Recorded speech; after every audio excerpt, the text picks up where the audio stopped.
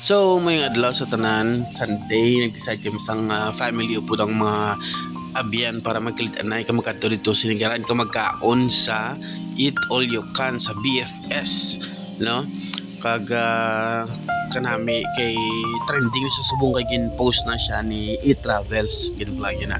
So paglabutan namon sin Sunday na timingan gid wa tao sa simbahan. So puno-puno kadamo sa tao. Pigaw pa ang order nila or ang flow nila sa mga customer nila kay wala pa sistema no. So isa sa bagay nga dapat i-improve. Kag paglabot mo sa sulod gutok-gutok man so lawagay number antes ka makasulod. So kalawig din sa lahat namon kapi-kapi pa kami anay kami balik antes kami nakakaon ka nakasettle gid. Ang foods nila mayo man okay gid. Maybe maka-rate mga 7 out of 10 na. Kag tungod kay kadamo tawo te syempre kainit kag kasimong. So far okay man ang foods. Kung Sunday galing serve sa lechon sa BFS so isa man naguro karason nga puno-puno gid ang tawo. So after sa to dire nagapit kami sa San Enrique dire sa Paya nga coffee shop. So sa kalidalan lang ni kung mapapuli ka mo alin sa inigiran pa kadto Bacolod dari sa my left side.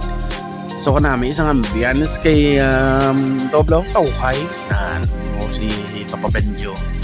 Tawhay lapad sa lugar may duyan, damo puno, may kubo, kahangin sa lugar. So at least makapulo-pahuway ka bala ka makapulo-pabugnaw kay kahinot kay dito sa BFS mo puno tao.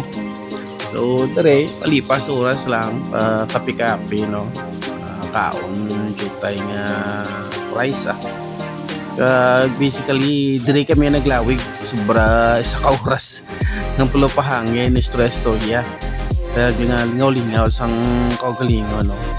So Paya Coffee House or Kubo House bala mo ang full name nila sa San Enrique lang niya.